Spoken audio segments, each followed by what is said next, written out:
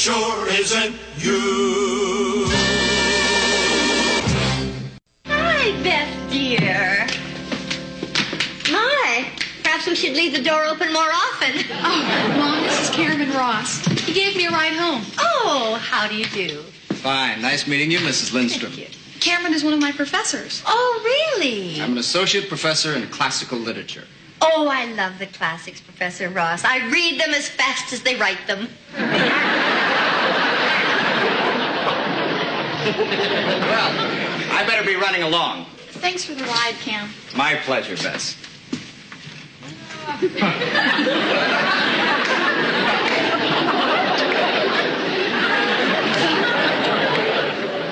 I'll pick you up around 7 tomorrow night. Dinner at my place? Sounds great. Good night, Mrs. Lindstrom. Oh, nice meeting you, too. Oh, it's so good to be home. Where's Jonathan and Audrey? Bess, your associate professor of classical literature just kissed you. Well, Cameron and I are friends. We've been dating. Oh. Do you like him? Bess, when you turned 18 and went away to college, I vowed I would never again interfere and tell you how to run your life. I'm going to hold to that vow. Okay.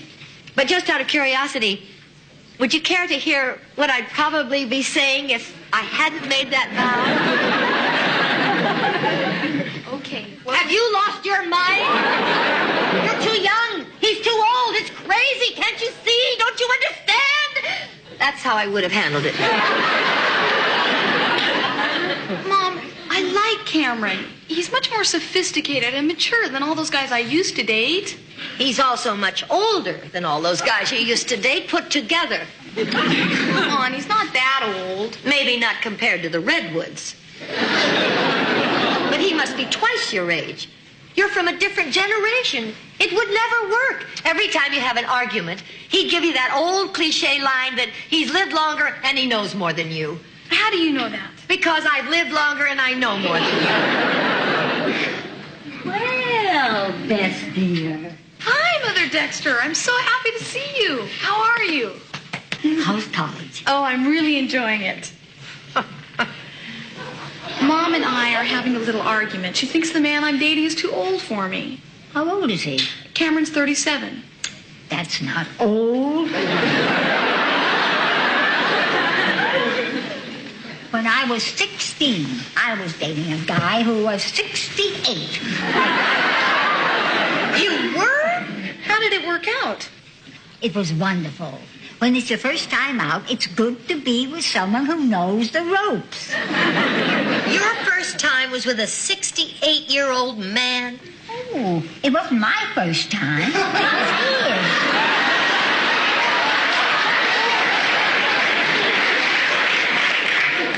I'm just pulling your leg. Dan. Listen, you had that schedule? No, Dan. The agenda? No, The tax report? No. At least you got in here quick. Dan, could I speak to you just 1 second? You just did. All right, what's on your mind? Oh, well, I'm having a little problem with Beth. I don't even know why I'm bringing it to you. I guess I look on you as more than a boss. You're almost like a person to me. Thanks. You see, Beth is dating a man who's more than twice her age. I tried to talk to her about it logically and intelligently, but she refused to even speak to me until I stopped screaming. I mean, what would you do if Beth were your daughter? Well, I don't think there'd be any problem. I mean, I'd go to this guy in person, and we sit down together and have a little talk. And I'd explain to him calmly and honestly that I'm concerned over my daughter's well-being and happiness. And in time, the two of us would come to a rational, friendly agreement. If not, I'd break his face. That sounds good. The talking part, I mean. I'll drive over to see Professor Ross this afternoon at his office. Probably he'll just agree to stop dating Bess once he knows my feelings. Probably so. Dan, I've been thinking. If it isn't too late, would you like to trade your jelly donut for my bear claw?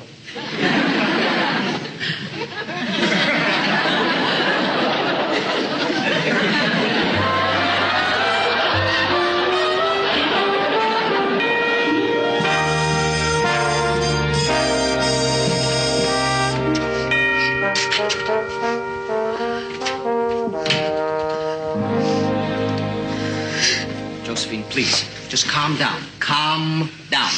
This is calm. You know, we've had a nice, friendly, informal relationship. Now, why be upset? You led me to believe I was something special to you. You didn't tell me about the others. Josephine, I never said that you were the only woman in my life. I thought I was at least the only woman in your life that day. Yes. Well, you know, there aren't that many others. Oh, yeah? Recognize this, Professor. Josie, you got this out of my dresser. What were you doing sneaking around my bedroom? I wasn't sneaking. I was vacuuming. I'm your cleaning lady, remember? And a darn good one, too. Would you care to explain this to me? All these girls' names followed by little stars.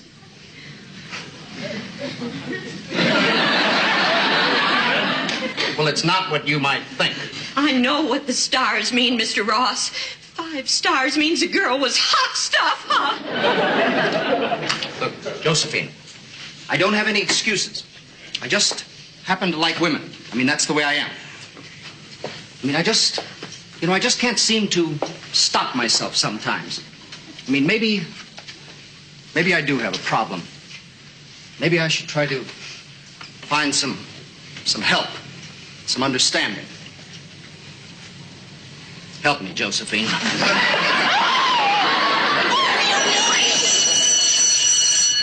just can't stop myself. Look, I have a class right now. Now, you just stay right there and compose yourself. I am sorry that this happened. You're a nice person. I really hope this doesn't affect our relationship.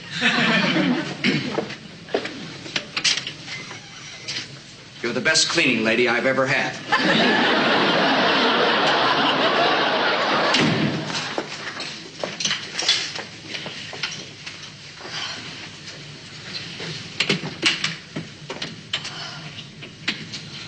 Excuse me, is this Professor Ross's office? Which one are you? I'm Phyllis Lindstrom. Phyllis Lindstrom? Oh, I have an appointment with him. I'm here to see him on a very personal, private matter. How do you spell Phyllis? What is that? Here, look for yourself. You know what it looks like? Looks like one of those little black books. And he's rated all these girls on their abilities. That's not funny. You mean these are all girls that he... All of them? When does he find time to grade papers? Hi, is Cam around? He's in class. Oh, well, tell him that Sherry Bennett stopped by. How'd she do? If she had any more stars, you'd have to pledge allegiance to her.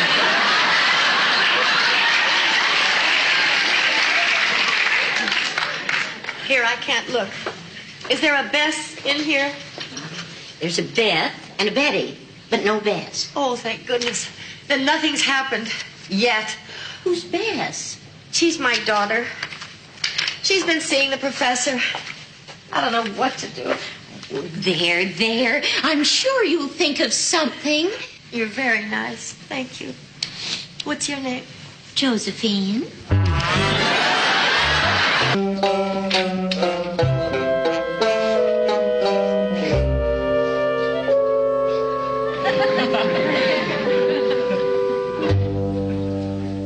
Let's go. What's taking you so long? Did you two get the lead out? Be patient, Mother. The hockey game doesn't start for another hour. But I don't want to miss a minute. Sometimes the best fights are right at the start. We'll get there in good time. Well, I just hope someone gets a puck in the mouth. Mother. Why should the young people have all their teeth? Now, you promised to behave yourself tonight. The last hockey game we went to, you were swearing and shoving and yelling for a fight.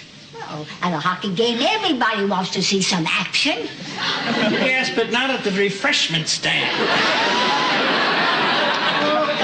Okay, I'll keep it down. throw things?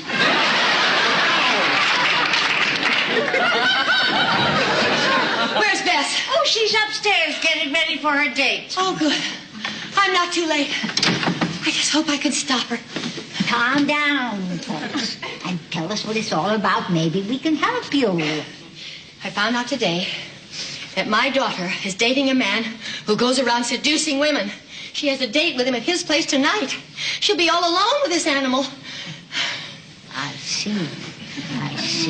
Well, tell us now. What's the problem? Phyllis, may I suggest you simply explain the situation to Bess and trust her own good judgment? Right. It's bound to be better than yours. All right, Mother, time for the hockey game. Good luck, Phyllis. Come on, Seals. Bust some heads. Just warming up. Other people have mothers that like to stay home and quilt.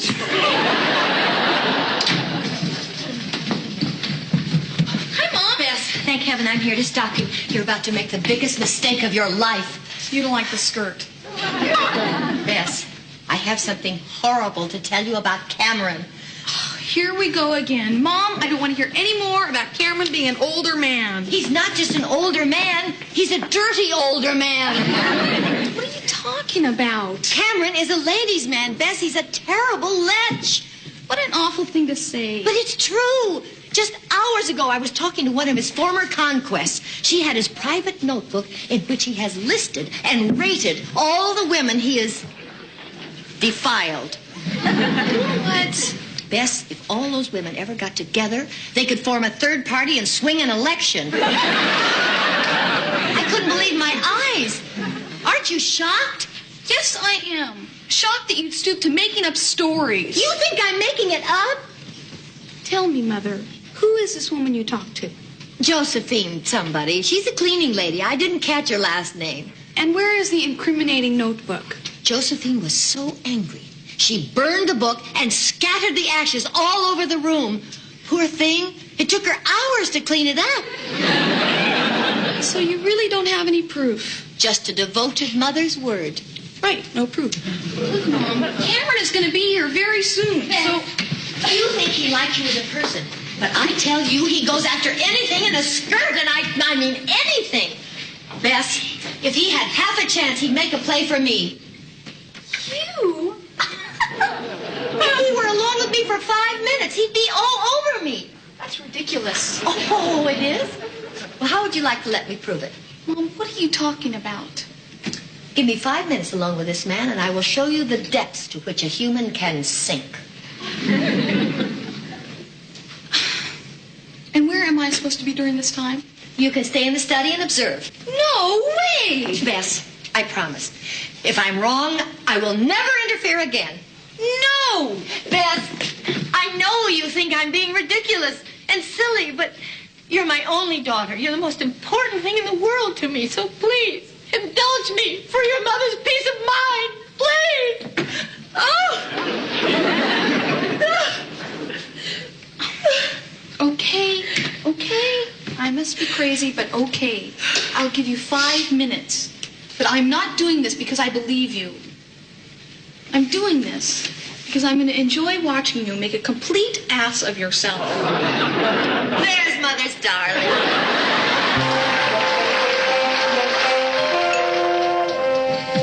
There he is. Into the study, Bess. Are you really sure you want to go through with this? Come on, hurry. Here. And remember, keep your ear close to the door. I want you to hear every word, every heavy breath. Okay, I'm going. Remember, Mother, only 5 minutes. And if you're wrong, you owe us both an apology. I'm not wrong. It's not about this filthy, rotten, disgusting beast. Hi, Cam. Hello, Mrs. Lindstrom. How are you? Fine, thank you. Is Bess ready? I'm afraid Bess will be late. She's with a friend who was taken suddenly ill. Oh. Well, how long will she be? An hour, maybe 2. But in the meantime, you can come in and wait right here.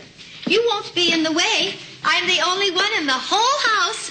It'll give the two of us a chance to get to know each other a little more closely, a little more intimately.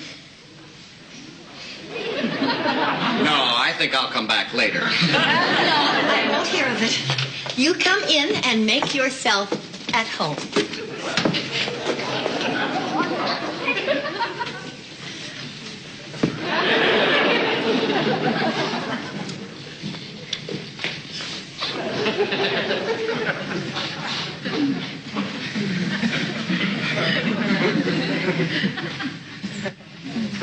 Is something wrong, Mrs. Lindstrom? No, of course not. I'm just relaxing. Oh.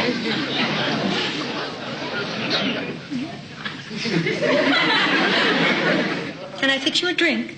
Well, sure. 3 fingers of scotch, neat. Oh, I love that in a man. Scotch? No, silly. Decisiveness. Oh. I love a man who knows what he wants and asks for it. So many men are indecisive and don't know what they want, but I love a man who does.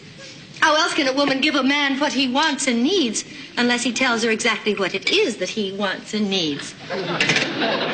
You wanted scotch. You asked for it. I gave it to you. This is bourbon. So sorry. Let me change it. No. That's okay. Bourbon is fine. I love flexibility in a man, too. Thank you. You know, it's very lonely being a widow. Cameron, very lonely. Must be rough. I think I'll put on some music. Will you excuse me? Oh, certainly.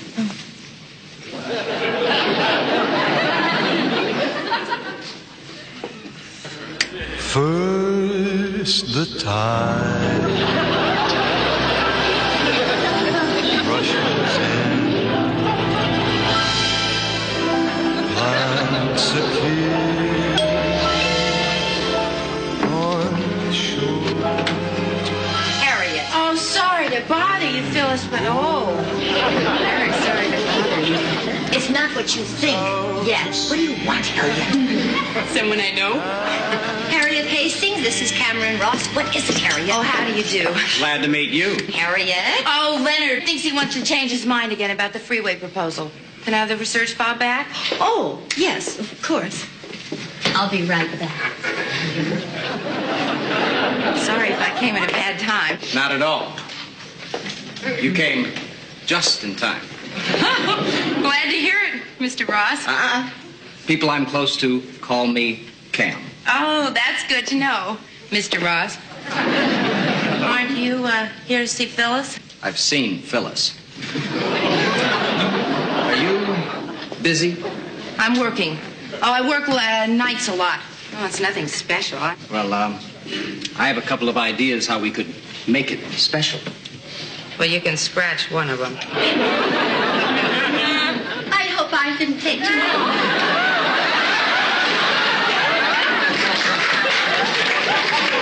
How are you two getting along? Oh, Mr. Ross makes friends fast.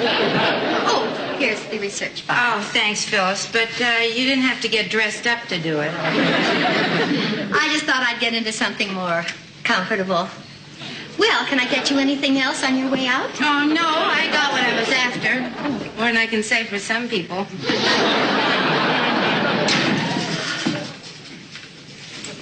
Alone at last. Yep. Cameron, did you ever want to do something crazy? Just cast aside all inhibitions and go wild? No. I think I'll change into something more comfortable. Mrs. Lindstrom, it is getting late, and I have a lot of work to do. Why don't you just have Bess call me when she comes back? Oh, of course. Thanks for the drink, Mrs. Lindstrom. It's been nice chatting with you. Did you hear? I heard everything. I don't understand. He went after every one of those women in that book, but he didn't even make a single move toward me. Bess, do you think it's possible for a man to turn gay overnight? Phyllis. No, that can't be. Why didn't he make a move toward me? That woman must have lied to me. It's the only possible explanation. You were right about Cameron all along, Bess. What a fine, superior, steel-willed individual he must be to have resisted the incredible temptation of me. Phyllis, you were right. I'm the one who was wrong. When you were upstairs, he made a play for Harriet. Oh, don't be ridiculous, Bess. He did. I heard the whole thing. He's a lech, just like you said. I threw myself at him and he went after Harriet? You know, I guess I've got a lot to learn about men. Harriet? And that cleaning lady? It was so neat of you to go through all this for me. And all those women in that book? I'm really grateful. But not me? You may have saved me from making one of the biggest mistakes of my life. Who gives a damn about your life?